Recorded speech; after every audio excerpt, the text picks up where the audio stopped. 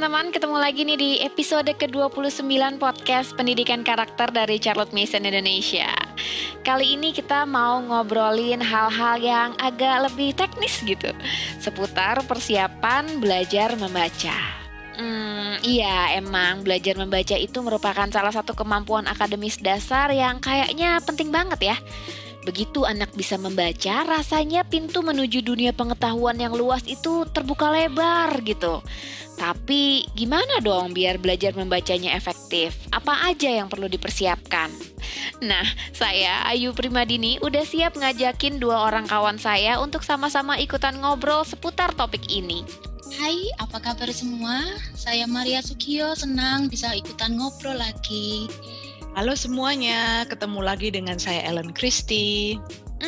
Buat teman-teman yang masih punya anak usia dini, harus banget nih kayaknya ikutan nguping obrolan kita kali ini sebagai bekal persiapan mengajari anak membaca nantinya. Tapi yang belum atau sudah tidak punya anak usia dini, boleh juga kok ikutan pantengin obrolan kita kali ini.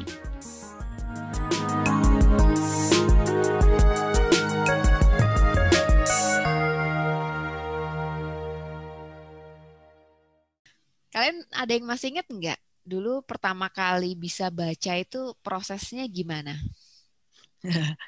Itu sudah berapa puluh tahun yang lalu ya. Kalau persisnya gimana ya udah nggak persis ingetnya, agak lupa inget gitu. Yang aku masih inget itu kayaknya aku mulai membaca itu pas TK, jadi pas SD itu udah bisa baca tuh. Nah, aku belajar membaca itu di rumah gitu.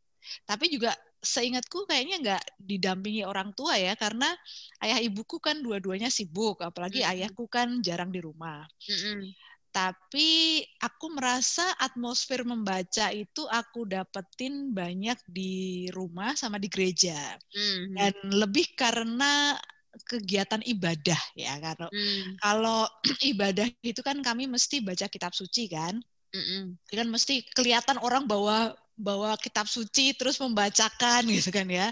Nah, terus kalau nyanyi kan juga ada buku pujiannya. Nah, itu jadinya kan langsung apa ya, secara terus-menerus kan berarti kayak dipaparkan bahwa tulisan-tulisan ini itu tuh ada artinya kan gitu kan ya.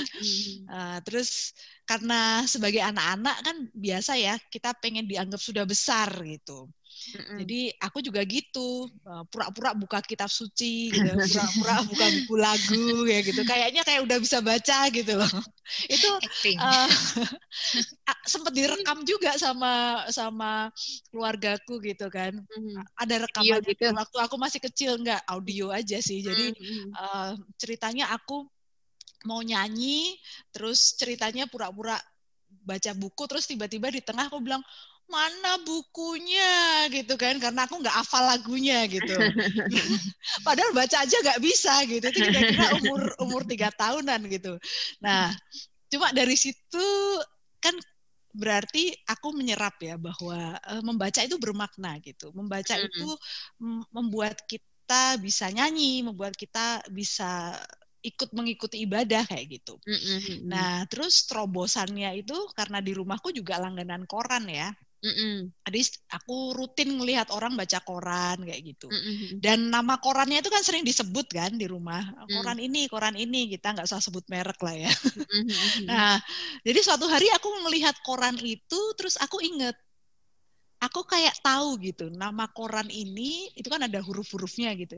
Oh, berarti kalau ini tuh bacanya ini ya gitu. Karena hurufnya besar, terus nama koran itu sering disebut. Nah, terus dari situ tuh kayak dapat pencerahan gitu ya.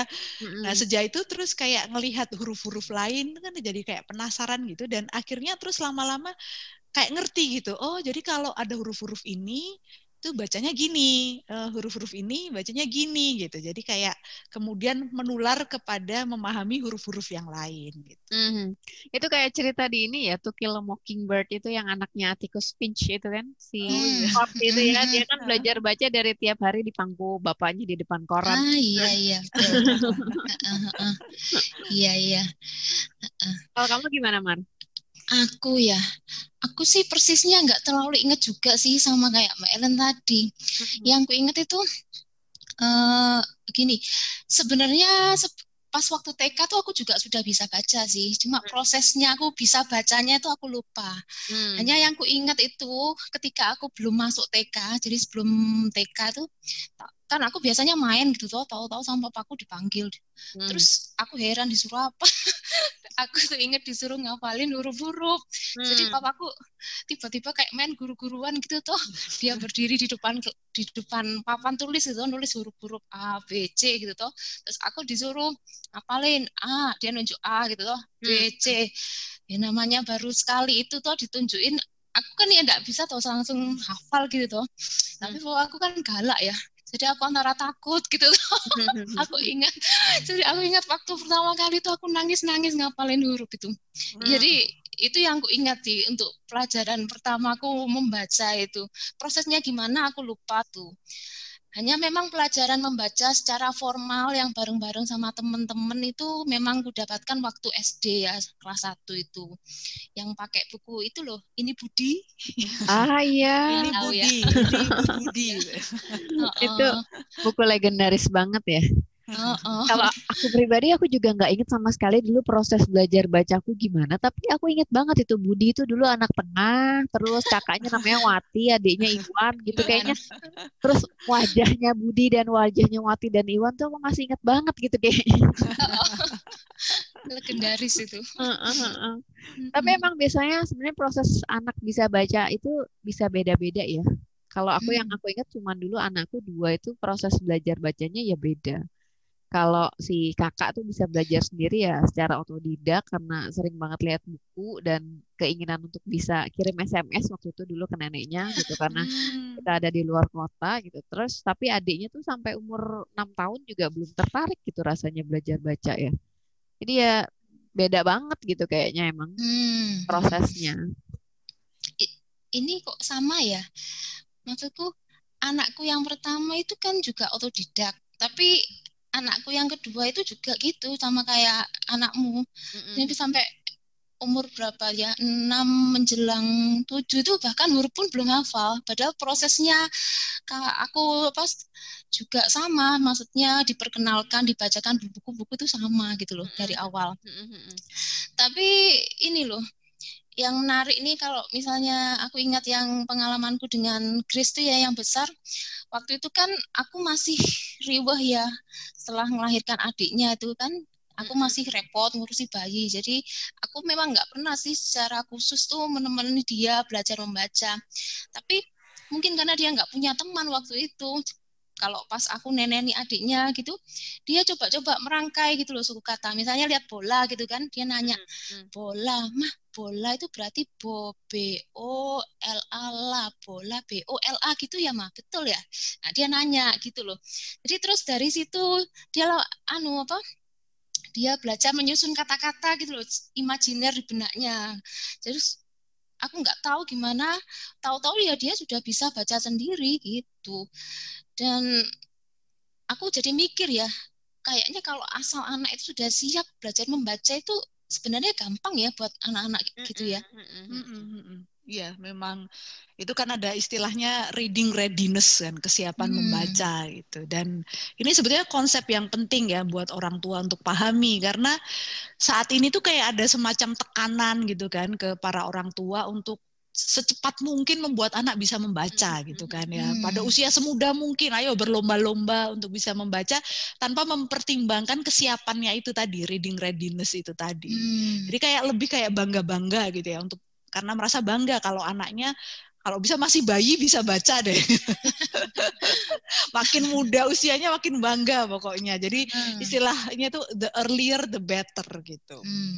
Dan aku lihat kok ambisi ingin melihat anak semudah mungkin bisa membaca ini meluas banget ya. Padahal itu secara ilmiah nggak ada basisnya gitu. Karena kan kalau kita lihat kajian sains ya reading readiness atau kesiapan membaca ini kan akan sangat terkait dengan tahapan tumbuh kembang anak.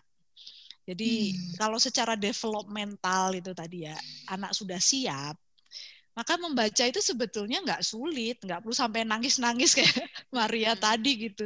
Sebenarnya diajari sebentar pasti udah bisa kalau anaknya udah ready gitu.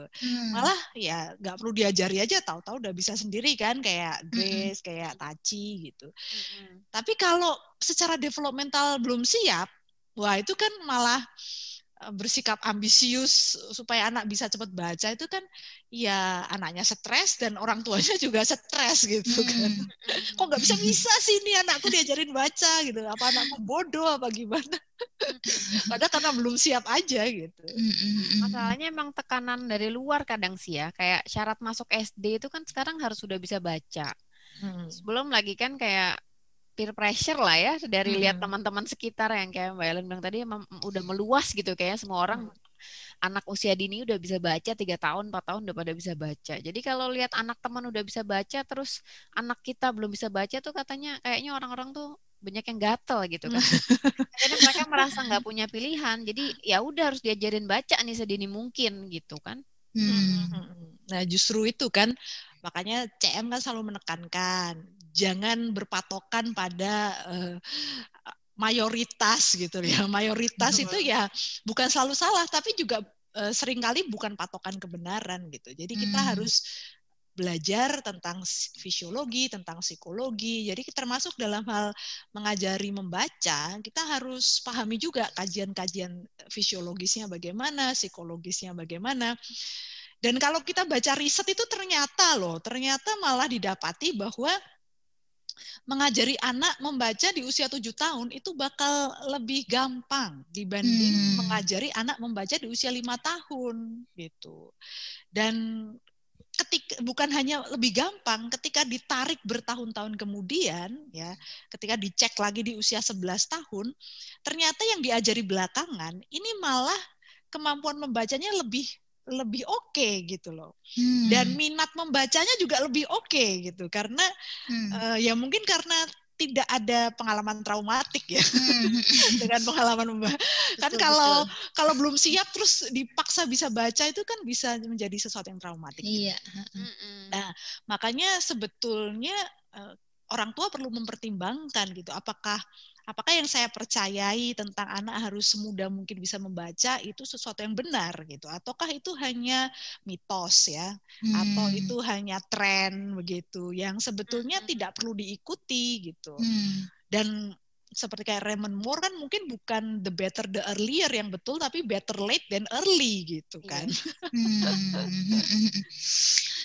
Akhirnya kalau paham seperti ini sebetulnya orang tua nggak perlu ya tegang kalau anaknya nggak bisa baca. Aku inget sih dulu waktu si Luwi itu belum bisa baca sampai umur 6 tahun kan, suamiku kan ya guru ya di sekolah ya, mungkin ngeliat murid-muridnya umur segitu tuh udah bisa baca, anaknya belum bisa baca. Dia nanya ke aku, "Mah, ini gak apa-apa ta Luwi, belum bisa baca?" Aku tuh slow aku itu. Woles aku itu. Aku hanya berpikir kalau dia ya ini tadi, kalau dia siap pasti bisa baca lah, apalagi kan setiap hari dipaparkan dengan buku ya.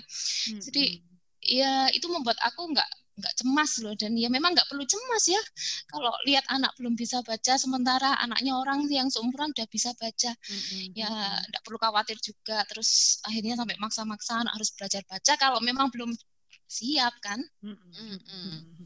Memang diperlukan keteguhan hati orang tua ya untuk mampu berefleksi lagi gitu ya, maksudnya kan apakah benar nih kalau yang lain udah pada bisa begitu terus aku harus bisa begitu juga gitu kan. Masalahnya kadang-kadang pola pendidikan kita orang tua ini dulunya juga kan kalau di sekolah kayak gitu ya, misalnya nih kita lagi ngerjain ujian gitu terus ada teman kita yang udah selesai gitu terus kita pengen selesai juga gitu kan. Panik gitu, pengen cepetan selesai juga gitu. Akhirnya kan emang yang terbentuk paradigma di masyarakat ini kan ya yang selesai duluan tuh biasanya yang paling pinter gitu kan. Terus yang kalau nanti nilainya bagus berarti paling oke, berarti padahal sebetulnya paling frustrasi ya, udah nggak bisa deh, kumpulin aja. Iya. Akhirnya kan ya ambisi-ambisi kayak gitu akhirnya ditimpakan ke pola pengajaran ke anak-anaknya ya. Akhirnya kan, ayo nih anak harus bisa belajar baca cepat. Gimana nih caranya gitu. Akhirnya jam belajarnya dibuat makin sering, terus makin panjang, sampai anaknya nangis-nangis pas disuruh belajar baca. Dan akhirnya ya itu tadi jadi traumatik kan buat anaknya. Padahal kalau nyesuaiin sama prinsip habit of attention aja kan, kalau anak kelelahan ya mana bisa dia fokus, apalagi buat anak usia dini gitu kan, ya materi pelajaran pasti nggak bisa masuk kan. Terus education is an atmosphere kan ya, nah atmosfernya ini penuh stres akibat si ortu yang berambisi tadi kan. Biar bisa efektif harusnya kan proses belajar anak ini kan harusnya bekerja sama dengan hukum alam ya. Kita sebagai orang tua ya perlu untuk bisa menyesuaikan ekspektasi kita dengan kodrat tumbuh kembang anak ya, dan juga keunikan pribadi tiap anak ya, karena kan children are born person. Karena kan kalau kita ngelawan hukum alam ya hasilnya nanti bisa merugikan anak itu sendiri kan. Dan orang-orang tuh terkondisi oleh budaya ya, faktor kultural gitu. Karena kita kan sekarang hidup di budaya yang serba teknologis gitu. Dan teknologi itu kan sebenarnya fungsi utamanya adalah mengefisienkan. Jadi mempermudah, mengefisienkan, membuat lebih cepat gitu. Jadi kalau misalnya dulu orang pergi dari satu kota ke kota itu bisa berhari-hari, apalagi kalau baca buku Laura Ingalls tuh kan pakai gerobak gitu kan. Mau pergi ke satu tempat aja bisa berbulan-bulan gitu. Nah, kalau sekarang kan sudah ada mobil, jalan tol, kereta api gitu kan, beberapa jam aja yang tadinya berhari-hari bisa ditempuh gitu. Apalagi kalau naik pesawat itu antar negara aja tinggal berapa jam. Nah, terus misalnya contoh lain tuh kirim surat. Nah, siapa pengalaman bersahabat pena itu ya zaman dulu. Kirim surat nanti sampai sana berapa hari, nanti dikirim balik ke kita berapa hari lagi, berbulan-bulan baru sampai gitu. Kalau sekarang teknologi digital kan udah pakai SMS, pakai SMS aja sekarang udah kuno. Udah pakai WhatsApp, pakai apa segala macam. Nggak sampai 1 detik gitu loh surat pakai email dan saya sudah bisa diterima gitu. Nah, tapi kemudian ketika kultur teknologis ini begitu melekat pada diri kita, kita sudah terlalu terbiasa bahwa semuanya itu bisa dipercepat gitu. Maka lalu orang tanpa sadar berpikir bahwa tahap perkembangan anak juga bisa dipercepat. Jadi yang dulunya berapa lama itu, wah berarti bisa dipercepat ini gitu kan. Nah, belajar baca dulunya kelas 1, ayo dipercepat lagi gitu kan, TK. Oh TK bisa lebih cepat lagi, playgroup, cepat lagi bayi. Jadi gitu deh, makin lama makin cepat gitu. Iya sih ya. Memang sih kalau diingat-ingat zaman kita lah ya, belajar membaca formal kan yang memang baru mulai kelas 1 SD. Itu pun teksnya masih sederhana banget gitu kan. Jadi anak yang pas kelas 1 sudah bisa baca, waktu itu ya dianggap luar biasa kan. Karena teman-temannya yang lainnya baru bisa bacanya setelah diajari kelas 1 gitu. Tapi kalau sekarang ya memang gitu tuh ya nggak istimewa lagi ya, tuntutannya memang begitu. Malah kalau kelas 1 SD belum bisa baca kayaknya malah dianggap aneh ya, terbelakang ini mesti gitu kan. Akhirnya anaknya sendiri yang merasa malu kan, teman-temannya udah bisa baca nih kok aku belum bisa gitu. Iya, tuntutan sekarang memang semakin keras ya, semakin berat lah untuk anak-anak zaman ini. Ya, ada ketidakseimbangan antara tuntutan sama tahap tumbuh kembang anak. Jadi tuntutannya dipercepat tadi, padahal secara fisiologis tahap tumbuh kembang anak ya sama aja gitu loh. Yang sekarang, bayi yang lahir sekarang sama bayi yang lahir 1 abad yang lalu. Ya itu kan ya tahap tumbuh kembangnya tetap begitu gitu. Jadi mulai bisa jalan itu kan ya tetap sekitar umur 1 tahun. Mungkin ada yang lebih cepat, tapi ada juga yang lebih lambat. Mulai bisa loncat itu sekitar umur 2 tahun gitu kan. Mulai bisa ngomong itu sekitar umur 2 tahun, 3 tahun misalnya kayak gitu. Nah itu kan malah bahaya kan kalau secara fisiologis anak misalnya belum tahapnya bisa jalan. Ya. Terus kita paksa dia untuk jalan. Itu kan malah rusak kan dia badannya secara fisiologis gitu. Anak belum bisa lompat, tahapnya belum bisa lompat, mungkin dia masih merangkak misalnya, lalu kita paksa dia untuk melompat. Apa yang enggak kacau gitu kan? Dan itu akan permanen gitu loh, kerusakannya akan permanen dalam jangka panjang gitu. Jadi bukannya membuat anak akan maju, tapi kalau kita bertindak melawan tahap tumbuh kembang anak, ya secara jangka panjang tindakan ambisius seperti itu malah bisa merugikan anak dalam jangka panjang gitu, permanen gitu kerusakannya. Makanya ya CM menganjurkan anak baru belajar baca secara terstruktur ya umur 6-7 tahun inilah ya. Ya lebih lambat boleh, tapi ya janganlah kalau dicepat-cepatkan gitu. Dan saran ini ya sebenarnya relevan lah untuk masa kini ya, karena tahap tumbuh kembang anak di zamannya CM sama sekarang kan ya tidak berbeda toh. Poin pentingnya sebenarnya jadi orang tua harus paham dulu ya ciri-ciri anak yang udah siap belajar baca tuh kayak apa gitu ya. Biar nggak akhirnya ngajarin anak baca tuh semata-mata karena tekanan sosial ataupun karena orang tuanya punya ambisi-ambisi tertentu itu ya. Ini penting ya untuk kita bahas nanti di segmen kedua supaya kita bisa telisik lebih dalam tentang kapan sih kita bisa mengenali kapan anak siap belajar membaca.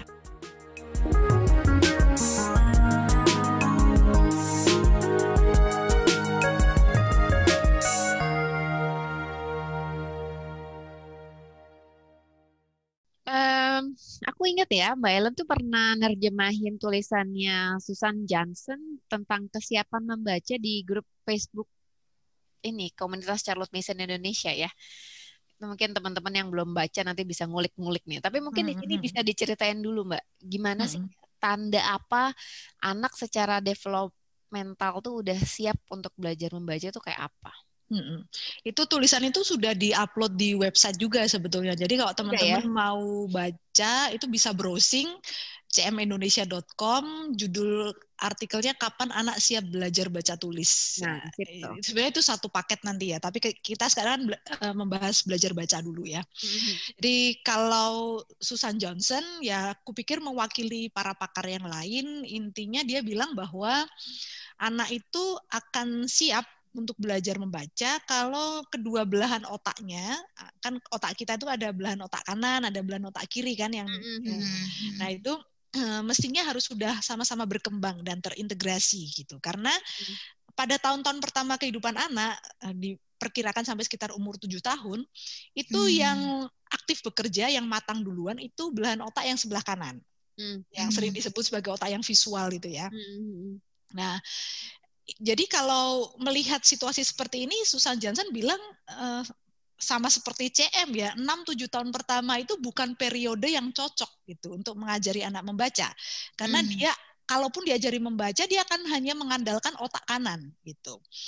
Karena otak kirinya belum berkembang dengan sempurna gitu. Nah, apa sih yang terjadi ketika anak membaca via otak kanan gitu? Jadi dia tidak akan melihat tulisan itu sebagai lambang ide gitu kan? Karena harusnya ketika kita melihat kata gitu kan kita harus punya imaji mental kan sebetulnya. Misalnya kita tadi ada bola gitu. Kan mestinya di kepala kita langsung muncul bola, bentuk bola gitu ya. Yang ditendang dan seterusnya. Tapi kalau anak hanya membaca dengan otak kanan, dia cuma ngelihat huruf-huruf itu ya kayak gambar gitu. Dan nggak ngelihat artinya gitu. Jadi ya dia lihat huruf depannya, kalau bola tuh depannya lurus, terus ada lengkungnya misalnya gitu. Terus lihat huruf belakangnya. Oh, belakangnya kayak gini. Terus panjangnya seberapa gitu ya. Maka nanti kalau ada tulisan yang lain, misalnya bukan bola tapi bala, misalnya kayak gitu. Ya dia bisa baca sebagai bola gitu. Karena kan mirip kan. Mirip bola. Terus misalnya BULUK itu kan buluk misalnya gitu kan ya. Buluk. Dia bisa keliru dengan buruk atau busuk misalnya kayak gitu. Karena mirip jumlah hurufnya mirip, depan belakang mirip gitu. Jadi ya dia bisa keliru karena ya kayak kita ngelihat gambar ya sekilas kan kayaknya mirip apa kan kita bisa nganggep oh itu gitu kan dibacanya ya sama gitu. Kalau anak-anak lagi belajar ngeja itu kan kerap kali gitu ya misalnya dia baca HIT gitu kan. Terus bacanya baygon gitu kan. Maksudnya karena kan dalam image mereka itu bendanya itu gitu kan. Anak-anak kayak gitu tuh, aku dulu suka merhati anak-anak kecil kayak gitu. Tapi artinya sebenarnya kan walaupun balita itu bisa bunyiin huruf ya belum tentu dia paham ya sama makna yang dia sebutin itu. Makanya akhirnya maknanya ngarang gitu kayak tadi anak kecil yang ketemu itu kan. Ya, terus aku juga jadi ingat ya tentang ada video bayi belajar baca itu loh yang pakai flashcard itu kan. Nah kalau aku perhatikan sebenarnya kan dia bukan bisa baca, bukan bisa membunyikan huruf, tapi cuman bisa mengidentifikasikan antara bunyi yang tepat dengan kata yang dimaksud gitu. Karena kan dia biasanya kan sampai ditulisin tadi misalnya bola gitu kan, ibunya sambil ngomong nih bola gitu, ntar paman, ntar kakek gitu kan. Nah akhirnya kan anak mengidentifikasikan itu kan antara suara dengan bentuknya tuh seperti apa. Jadi kan nanti berikutnya ketika anak itu ditunjukkan kartu lagi terus dicari coba mana yang bola gitu. Terus nanti kan bayinya nunjuk nih biasanya dan itu biasanya tepat gitu kan. Karena ada gambarnya ya. Nggak ada gambarnya biasanya, cuman tulisan gitu doang, cuman huruf doang. Cuman anaknya itu bisa nunjuk dengan tepat nih kata bola yang ini gitu. Karena kan dulunya udah kayak di flashcardin gitu kan. Gitu, flashcard bola, paman kayak gitu kan. Oh iya. Nah, gitu jadi tuh gitu tuh ngapalin nggak sih sebetulnya? Iya. Akhirnya kan yang aku pernah baca ya tulisan sanggahan dari para pakar gitu, dia bilang bahwa itu sebenarnya bayinya bukan bisa membaca, tapi sekedar bisa mengidentifikasikan bunyi dengan tulisan itu ya, gambar tulisan itu kan. Nah kalau mereka bilang akhirnya para pakar itu bilang akhirnya jangankan bayi, simpanse aja juga bisa kamu gituin gitu, kayak lumba-lumba kan yang kalau kita lihat di show lumba-lumba itu kan mereka juga bisa kan mana 1+1 nanti dia bisa mencet gitu ya, mencet 2 gitu kan ya, karena kan itu kemampuan untuk itu mengidentifikasikan bunyi dengan katanya itu gitu. Iya, padahal poin utamanya bukan di soal bisa mengidentifikasikan huruf itu tuh ya. Karena kan kalau kita ingat hukum kebiasaan itu ya, kalau anak udah terbiasa membaca tulisan sebagai gambar ya kayak dia bakal keterusan gitu. Tulisan itu ya dianggap sebagai gambar aja kayak tadi ya, tulisan bola itu ya bukan imaji bola yang tergambar tapi ya biasanya dibaca begitu. Iya, gitu, tulisan bola aja gitu yang tergambar gitu. Itu kan bisa jadi keterusan gitu loh, maksudnya sampai gede. Dan ini kan case yang banyak terjadi hari ini ya. Karena kan bahkan di level mahasiswa pun kayaknya masih banyak juga mahasiswa yang membaca itu ya sebatas membunyikan kata-kata tapi nggak paham gitu maknanya. Titik komanya tabrak aja gitu. Terus selesai baca kalau ditanya tadi yang kamu baca intinya apa gitu. Nggak tahu gitu kan ya. Pernah soalnya tuh ngasih ke anak-anak levelan SMA gitu permainan baru, terus aku nggak kasih tahu cara mainnya gimana, aku kasih aja bacaannya ke mereka, silakan ya nanti kasih tahu aku gimana cara mainnya gitu. Maksudku pengen lihat apakah mereka mampu gitu ya memahami instruksi permainan. Ternyata susah katanya gitu, nggak bisa paham instruksi itu gimana instruksi gitu tertulis gitu. Iya, tertulis itu nggak paham gitu, pengennya dijelasin secara oral kan gitu. Nah ini kan yang akhirnya jadi kasus yang perlu jadi concern kita ya. Berarti itu fenomena ya kayak gini nih ya. Soalnya aku ya sering sih menghadapi yang kayak gini. Dulu kan sebelum pandemi itu aku biasa dampingi, punya anak-anak dampingan gitu toh, anak-anak apa yang biasa pengen belajar bareng terus aku temeni gitu toh. Nah, kebanyakan memang anak sekolah. Lalu mereka kan biasanya nanya, "Ini Bu, ini aku ada PR ini" gitu toh. Biasanya kan terus ada pakai LKS gitu kan belajarnya mereka. LKS itu kan biasanya ada teks, lalu di bawahnya ada soal-soal gitu toh. Mereka itu ya baca sih artikelnya itu yang ada di LKS. Tapi kemudian ketika jawab pertanyaan titik-titik gitu ya, itu enggak ngerti, jadi tanya, "Kak, ini jawabannya mana sih?" Gitu. Aku baca di teksnya loh. Jawabannya tuh sudah ada di sana, tapi mereka tuh enggak tahu, padahal dia sudah membaca. Akhirnya aku menyimpulkan, mereka nih baca tapi enggak mudeng ya apa yang mereka baca. Cuman bunyiin huruf aja gitu ya. Iya. Ini kalau pakai metode narasi jadi ketahuan ya, anak yang sekedar bisa bunyiin bacaan tapi nggak paham maknanya ya pasti susah banget nantinya untuk menceritakan kembali isi bacaan ya. Iya, kesulitan membaca bacaan ini ternyata berangkatnya ya dari kebiasaan membaca yang nggak pas ya saat awal. Tapi ini nggak pernah dibetulin gitu ya. Makanya aku kok dipikir-pikir jadi paham ya, kenapa kok CM ini menekankan banget supaya kita tuh bekerja sama dengan hukum alam. Ternyata maksudnya ya supaya ini fondasinya ini kokoh dulu kan. Sebelum membangun bangunan di atasnya, ya fondasinya kudu kuat ya. Aku bayangin kalau yang Ayu cerita yang sampai level mahasiswa gitu loh. Nah kalau sudah gitu yang mau betulin ya susah toh ya. Betulin cara membaca lagi. Membongkarnya itu bisa berat banget itu ya. Dan itu sih, kalau kita baca kan juga kajian tentang kesiapan membaca nih ya. Yang kalau disebut fondasi itu ternyata justru fondasinya itu di proses yang non akademis loh. Nah ini yang orang tua juga perlu pahami, karena kan banyak yang berpikir bahwa belajar membaca itu hanya sebatas ketika sudah mulai anaknya duduk gitu kan ya, menghadap lembar tugas membaca A, B, C, D, E gitu. Padahal ternyata yang jadi fondasinya justru yang di proses sebelumnya gitu. Jadi ketika menunggu belahan otak kanan dan otak kiri berkembang, terus terintegrasi, ini kan semuanya harus difasilitasi. Apa sih yang membuat belahan otak itu berkembang dan terintegrasi? Ternyata kuncinya itu adalah banyak main gitu. Jadi bermain bebas itu ternyata justru fondasi penting untuk anak siap memasuki tahap akademis termasuk belajar membaca. Kalau bermain bebas itu kan berarti anak akan menggunakan seluruh anggota tubuhnya aktif kan ya. Nah, terus itu sebenarnya yang penting gitu loh untuk integrasi belahan otak kanan kiri itu kalau tubuh digerakkan semuanya gitu.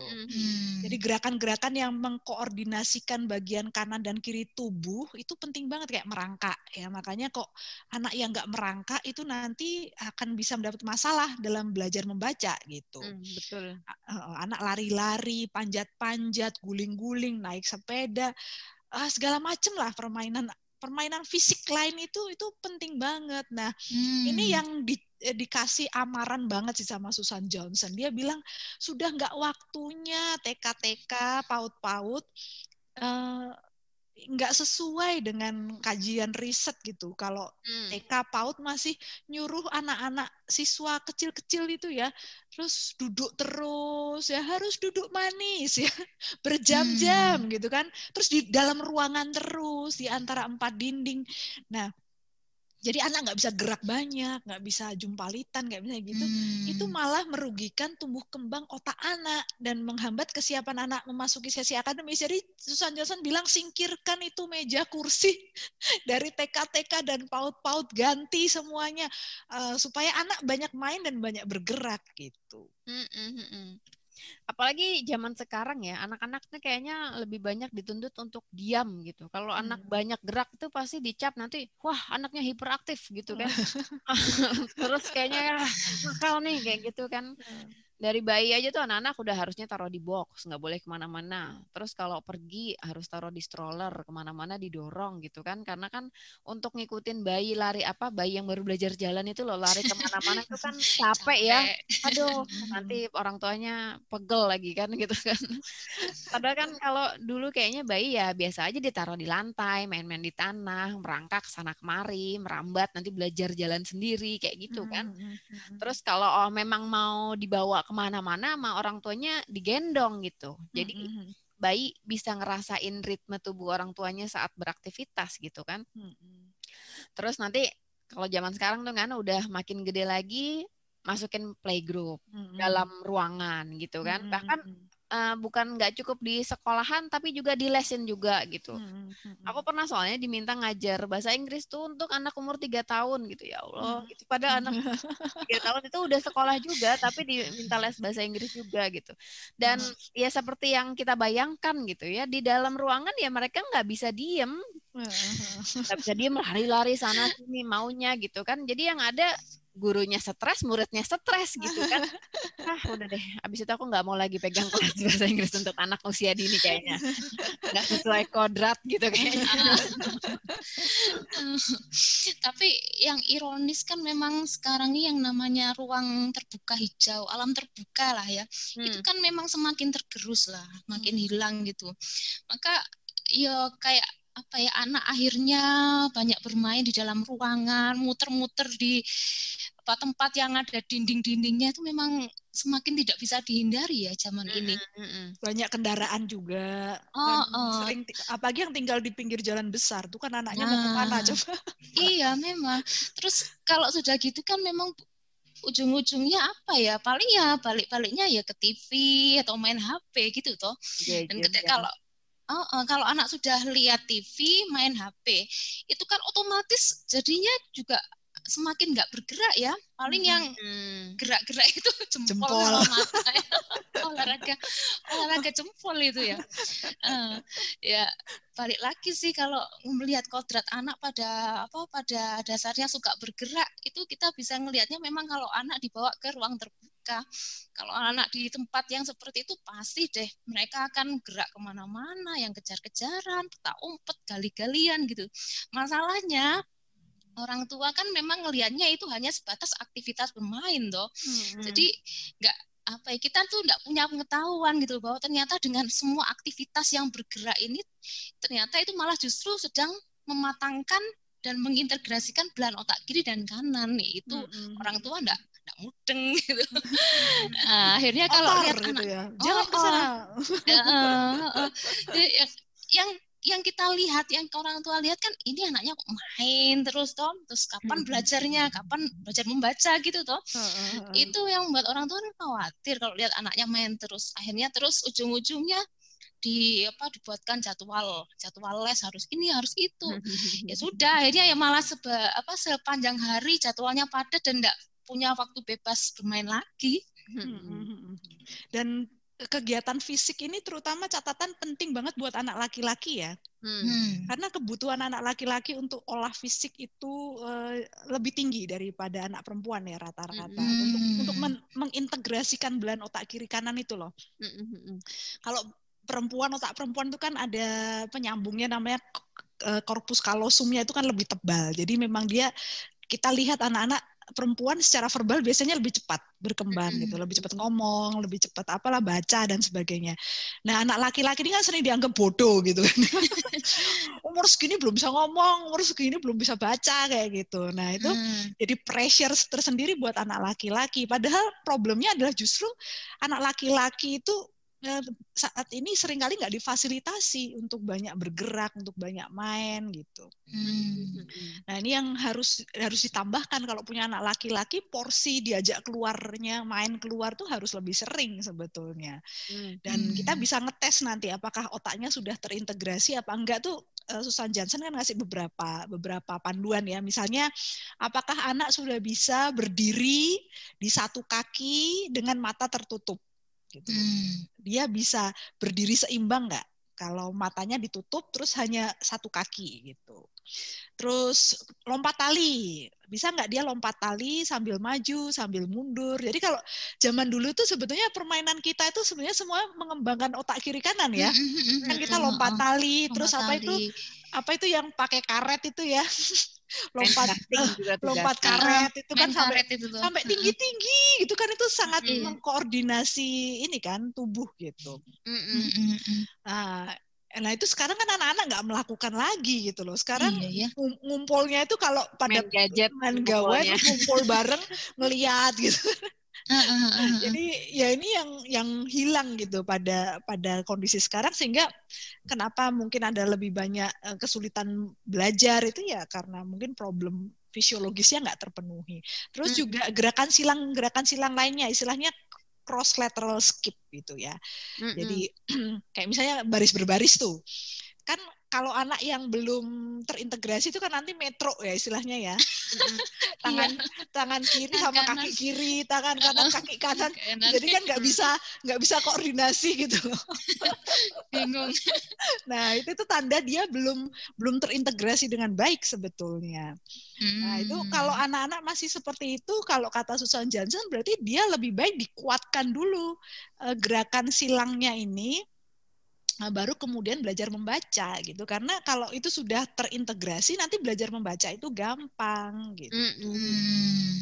Sama satu lagi yang bisa ngebantu reading readiness atau kesiapan belajar membaca anak itu atmosfer berbahasa ya.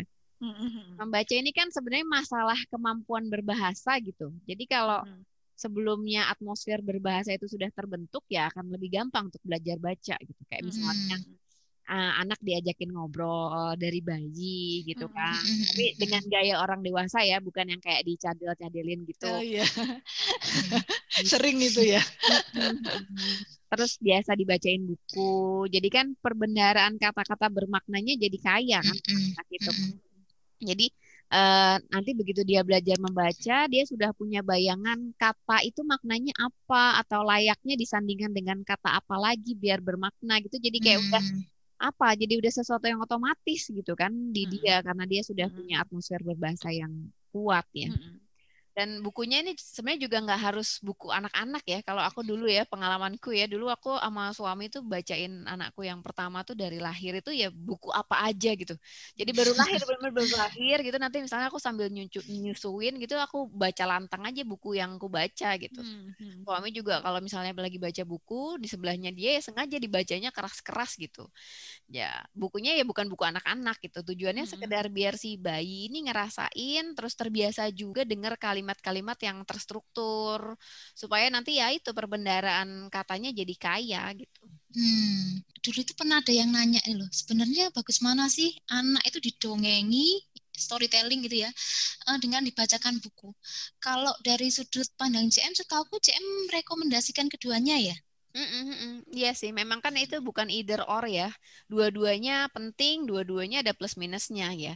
Kalau storytelling itu CM bilang itu kayak minum ASI langsung dari susu ibunya gitu kan. Jadi ada aspek ekspresif, terus ada kedekatan emosional. Kalau misalnya diceritakan langsung semacam itu ya.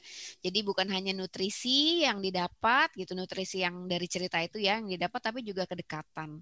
Sementara kalau baca buku ya kayak aku bilang tadi, jadi bisa bikin anak kosakatanya kaya, terus dia bisa paham kalimat terstruktur tuh kayak apa gitu. Jadi ya untuk menyediakan atmosfer berbahasa dua-duanya penting ya, baik storytelling maupun buku gitu, membacakan buku ya. Iya, iya. Dan selain atmosfer berbahasa, sebetulnya kalau kita mengingat bahwa children are born persons dan mereka itu adalah makhluk yang holistik gitu. Jadi nggak hanya psikologisnya yang harus diperhatikan, tapi kecukupan fisiologis juga ya. Jadi kayak kita harus cek makanan yang bergizi misalnya. Nah itu kan meningkatkan IQ juga gitu kan. Kalau makanannya bagus gitu kan. Terus yang aku pikir salah satu problem masa sekarang itu seringkali junk food itu loh ya, makanan sampah itu malah masuk ke rumah-rumah gitu. Jadi anak-anak malah banyak yang jadi nggak suka sayur gitu kan, nggak suka buah gitu kan.